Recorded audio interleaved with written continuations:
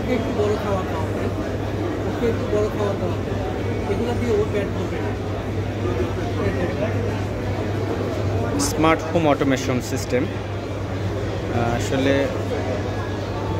ইন্টারনেটের মাধ্যমে বিশ্বের যে কোনো জায়গায় থাকলে এখানে যে ইলেকট্রিক ব্যবহার হবে, এসি, ফ্যান, সুইচগুলো এগুলো সব বন্ধ করা যাবে। এটা একটা তারা ডেমো দেখাচ্ছে, স্মার্ট হোম অটোমেশন সিস্টেম।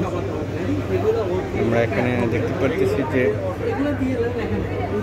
বন্ধ হয়ে যাচ্ছে, বন্ধ হয়ে যাচ্ছে, বন্ধ হয়ে যাচ্ছে, তো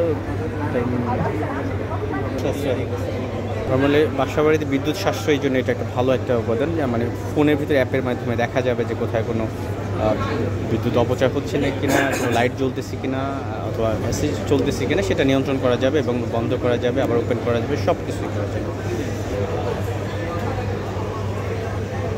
স্মার্ট লাইফের অফিস তারা এটা সাপোর্ট করতেছে, যে মানে যে কোনো অফিস বাসাতে যে তারা তাদের সার্ভিস প্রোভাইড করে থাকে। এখানে তাদের স্মার্ট ডোর লকও রয়েছিল।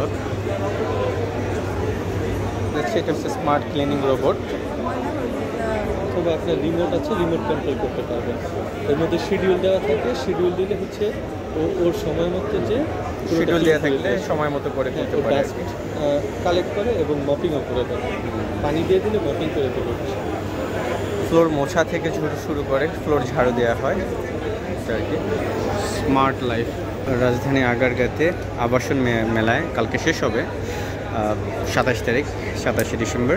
সেখানে তারা স্টল নিয়েছেন এবং ক্রেতা দর্শনার্থী আসলে এটা দেখতেছেন। আপনার আধুনিক প্রযুক্তি চলে আসতেছে বাসা বাড়িতে, তারা বিশেষ করে এখন বিদ্যুৎ সাশ্রয় যেটা চলে আসছে, এটা খুবই একটাই করে বিদ্যুৎ সাশ্রয় হিসাবে এটা স্মার্ট হোম অ্যাপ্লায়েন্স, এটা খুব ভালো কাজ করে।